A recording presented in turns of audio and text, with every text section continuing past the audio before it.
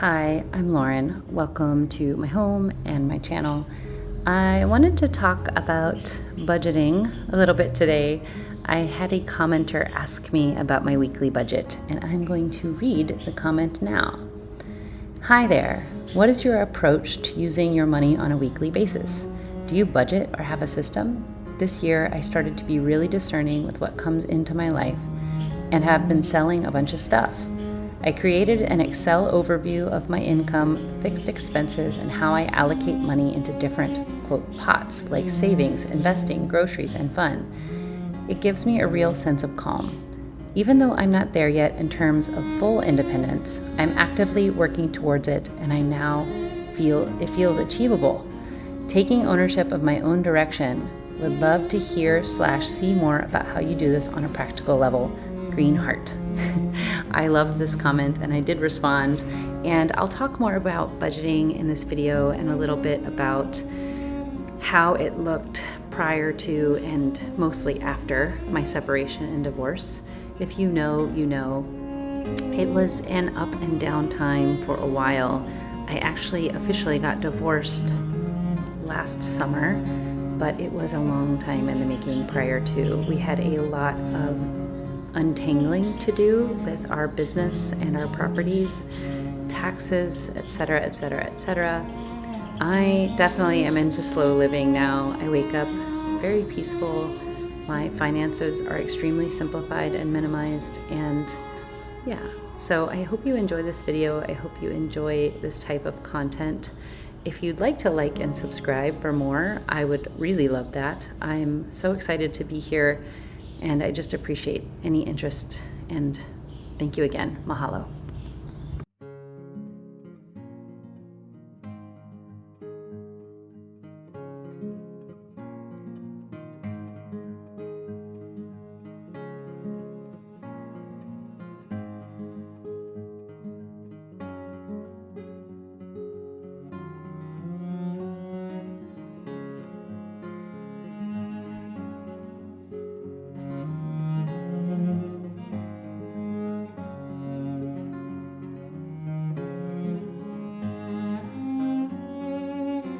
I'm Lauren. I'm a former trauma therapist and now turned content creator. I'm a mom of 2 little girls, 6 and 9. I am divorced. I live with my partner and I have my girls every other week. I have a couple of creatures in the house and a pond. And a commenter asked about my week budget, if I have one. And the short answer is no. Long answer, yeah, kind of. I have read all of the books. I have listened to all of the creators. The first book I read was Your Money or Your Life by Vicki Robin and Joe Dominguez that talked about retiring early. I read the book Your Money or Your Life in 2008 and started to apply some of the principles and save money, and I learned about investing and financial literacy. And I got very passionate about it because I realized, as a society, we're just not teaching this in schools, whether you want to have conspiracy theories around that or not. I tend to hold some. And I felt cheated. I felt ripped off that, my parents didn't have this information. Your Money, Your Life, great book, helped me to put my work in terms of life's energy and stop looking at hourly wage, but really early retirement. And this was before the FIRE movement came out, which I also became very passionate about later on. I read the Mr. Money Mustache blog, and he talked about FIRE and being an engineer and retiring in 10 years. And I still read his content. I still get his newsletter. And he wrote the 20th anniversary reprinting of Your Money or Your Life. I also read books on minimalism. You Can Buy Happiness and It's Cheap was my second book down this sort of path. And so the first book was on financial literacy and the second book was on minimalism or tiny living. It got me started on this whole journey and it resonated with me. I'm a terrible employee. I'm much better as an entrepreneur. Knowing that about yourself is probably helpful. I think there are people who are good at both and no one is better than the other. I grew up the daughter of a small business owner, so I think it's what I knew and what I saw. I didn't want to own a restaurant. I did want time freedom and the ability to call the shots in my life. So I started reading financial literature I lived in a studio apartment, started investing, started paring down my things, stopped watching television and consuming media, just started living a passionate life. I was in school for social work and I worked on a farm. I worked at my dad's place. I had this great life. I was early in recovery. I was sober, back in school. It was an amazing time. I traveled. I look back at a very simple time in my life and I have a lot of love and reverence for myself, my former self. And I got married, had kids, started a big business, and got kind of back into consumerism. I consumed a lot more media, and social media became more addictive. Started watching TV again, just all the things that lead back to a consumeristic, materialistic lifestyle. I think getting older too, and feeling this need to sort of keep up with my youth was a huge marketing area that I have only really become aware of recently. I did buy something I found online recently. I talk about doing a low buy year, but I also talked about how when I broke the rules and I felt so guilty, and then realizing that I need to define a low buy for me in a way that works for me and not just something I see on social media. Take what you want and leave the rest. If you like this kind of content, feel free to like and subscribe. I almost have 500 subscribers. Thank you from the bottom of my heart. I have a 3-year runway of the buyout of my business from my ex after my divorce and settlement to get something up and running, hopefully YouTube. And now I am semi-retired early, so work is always better when you don't need the money, as per Mr. Money Mustache. But this is what I want to do. I was on TikTok for a while before, probably for 2 years prior to moving over to YouTube. But I took TikTok off of my phone recently, about 2 months ago. I quit short form content. In order to get out of watching short form content, I switched over to long form content. I still do watch a lot of long form content. I have YouTube Premium. It's my main source of entertainment. I do still have Netflix and Disney Plus and Amazon. I have questioned Amazon and Netflix a few times. I actually really enjoy Disney Plus. I don't have Hulu or ESPN. I'm watching a show on Disney right now that I really like. Nellie Jackson. Anyway, it's really good. I actually made this video a couple of times today and I just couldn't stand any of them. I felt really anxious making this video because I don't like to talk too much about my relationship, my marriage. Divorce is difficult for anyone who's been through it. If you know, you know. It was a tough time, and so I officially got divorced last summer. 3 to 3.5 years prior, we were separated and not great at communication. There was a lot of feelings happening and a lot of scarcity and lack, and a lot of my shopping addiction, impulsive buying and things came back, and then got coupled with short form content media. I fell prey to marketing. And when we moved into this apartment that I live in now, I was just like, I can't keep living this way. I also couldn't keep my place clean, and we don't have a ton of stuff. I was realizing that my energy was being drained, and what could I do about it? So I decided to focus on my dream of having a successful YouTube channel, switch to long form content, both consumption and creation, and build up my YouTube channel for this next 3 years. And if it doesn't work out, okay, maybe I go get another part-time job, because I'm semi-retired early, because it's more of coast fire for me. I could live off of the amount that I have for the remainder of my life, but it would limit certain areas. And then there's a lot of question marks with 2 kids, with college and travel and how I want my life to look later on. So it would be nice to monetize and have this be something that becomes fruitful, but it already is. I get so much from the people who've supported this content and channel already. I am so grateful. I've been loving the comments, and the one recently that I wanted to address today was the one about my budget. Of all the people I read, Rich Dad, Poor Dad, Dave Ramsey, The Millionaire Next Door, 4-Hour Work Week, Mr. Money Mustache, Your Money or Your Life, all of the different financial gurus. Oh, and Ramit Sethi. So I wanted to circle all the way to him because he's more of where I tend to land as far as my budget goes. So I do every couple of months do a little audit of my bank account. So I take the month and I separate it out into categories and I see how much I spent in each category. Amazon is its own category. And I did this in November, so I'm due to do it again. And I do it quarterly because I don't want to be obsessed with money. The focus of my life is actually how to be joyful without spending money, because I know money doesn't actually equate to happiness.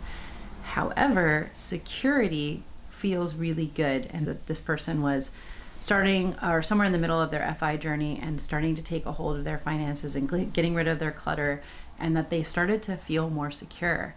And that is a result of minimalism and frugality and budgeting.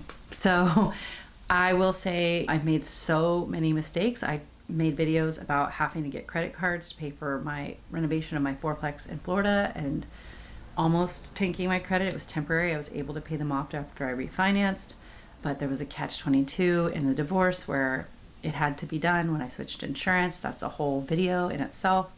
And then I got a car. I got a big fancy car, and 3 weeks later the shine wore off. Nobody cared, and I was stuck with this $500 a month payment, which mostly was interest, right? I realized I knew better. I read Your Money or Your Life years ago, but I got into this place of the efforts. With budgeting, it is important to do a review regularly and to know where you're going. But until the settlement came down, until I knew if I was going to still be financially independent, retired early after my divorce, until I got that settlement information, I was in this weird vortex of spending, a midlife crisis. I'm 43. And so anyway, I did sell back the Jeep. I paid it off. I got my Prius, which is paid off. I paid in cash. And yes, it all hurt a little bit, but I am going to be keeping that car for a very long time. It feels great driving it. I love saving money with it. I filled it up yesterday. Even with gas at $5 a gallon, it was $45 to fill it all the way up. I do know what all of my bills are, and so budgeting to me, I'm not a spreadsheet kind of person. I've tried budgeting apps, and I've purchased You Need a Budget, and I've used Rocket Money, and I've done other things, and they don't stick. I used to use the Personal Capital to have all my stuff in one place so I could see my net worth and comings and goings and blah, blah, blah. And it was like helpful tools. But after a while, it's kind of like when you track your eating, you do know after a while kind of what you need on a daily basis.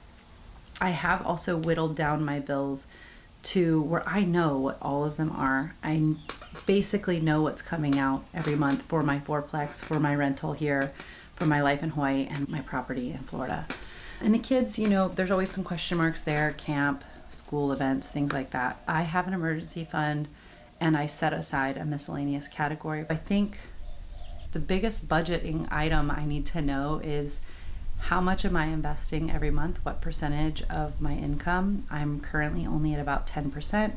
Once the fourplex that's now renovated gets completely rented out, I'll be able to save about 40%, maybe even more. My savings rate for the next 3 to 5 years, I'll be maximizing that. At that point, I will have to decide, do I want to buy another rental property or buy a home for myself? I may just buy a home for myself and put money into optimizing my fourplex purely short-term rental, which will take round 2 of renovation. I'm not ready for that, so I'm going to let that stabilize for a few years, build up some credit there with mortgage lenders, and prove that I can do it, right? I don't need to jump in and dive into a new project. I was like, I can use the money that I have now and buy a condo in downtown in Waikiki. And I actually just need to stop. Budgeting is easy for me because the big 3 are the most important, and I mentioned Ramit Sethi, and that's why I follow his teachings on this. Your top 3 in your burn rate are your housing, your vehicle, and your groceries. So when I know what those are on a monthly basis, and I'm watching what the car and the home are mostly fixed, car repairs are variable. Home, it's a rental, I don't buy a lot of things, I have enough. Groceries do vary. On a really good month, I'm spending $600 a month. But realistically, $750, $800, and that's in Hawaii for 2 adults and then 2 kids every other week, and cats. That's my whole budget. I pay electricity, I pay insurance on my car, everything's automated. I did take the time to automate all of my bills for my house in Florida. The majority of those will be taken over by tenants when they do move in. The Airbnb will remain, which is internet, electricity, and wastewater. I will probably continue paying for wastewater and disposal for the entire property. I think it's a nice thing to do as a landlord. It's one less bill to mess with. All they have to do is electricity and internet. It's much easier if it gets out of control. We'll see. That's kind of the gist. I'm trying to think of the bills that are... I mentioned Netflix, Disney Plus. I do a yearly annual for Amazon. The kids are doing no iPads until the end of summer. I am starting to implement some things from the book I am currently listening to. It's an audiobook, Simplicity Parenting.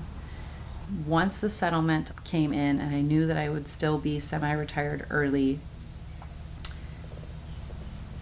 from that stable point is when I built the next 10-year plan, and I knew what my monthly budget would be. If you have a job or some other type of income, you know what your monthly budget is, then your burn rate. There is no better advice than lowering your burn rate to save more money. You can get a better job and get paid more.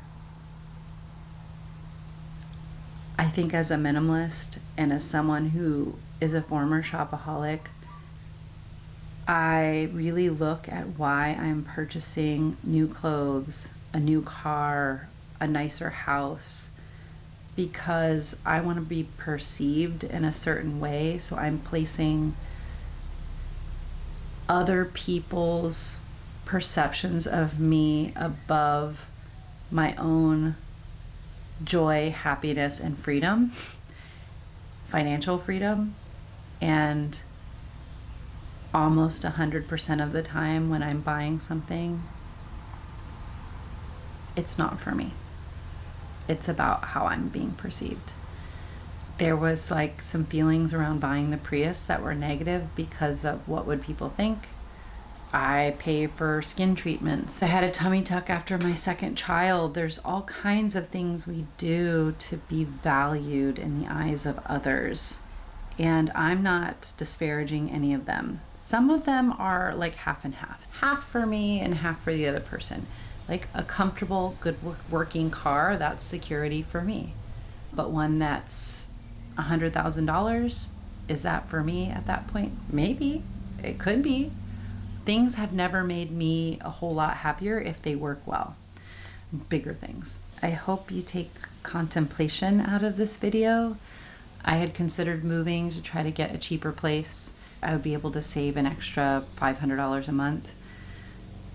But I love my home. It's peaceful and serene. The places that are less expensive tend to come at a cost of serenity or location or busier neighborhoods. I had to look at it and say, is the extra $500 a month worth it to me to stay where I am? I think the answer is probably yes.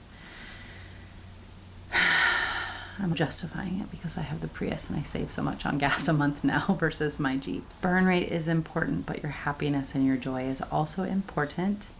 So yes, living below our means, you've heard it a million times, but I do think that something that's not often addressed in minimalism and frugality videos is that once you get rid of the stuff, once you lower your burn rate, once you retire early, you are still a work in progress. There are still things to discover, work out, figure out what's going on inside. There's going to be stresses and anxieties. There's never a graduation from life.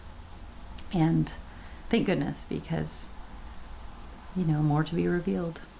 But I'm hoping that this content was helpful. If you do like content like this, please like and subscribe for more. I think I'm feeling a little down or a little low today because I have a Zoom meeting for selling out the final property from the divorce this week and next week. So feelings abound. old life, new life. Anyway, thanks for being here, and I appreciate your support. Mahalo.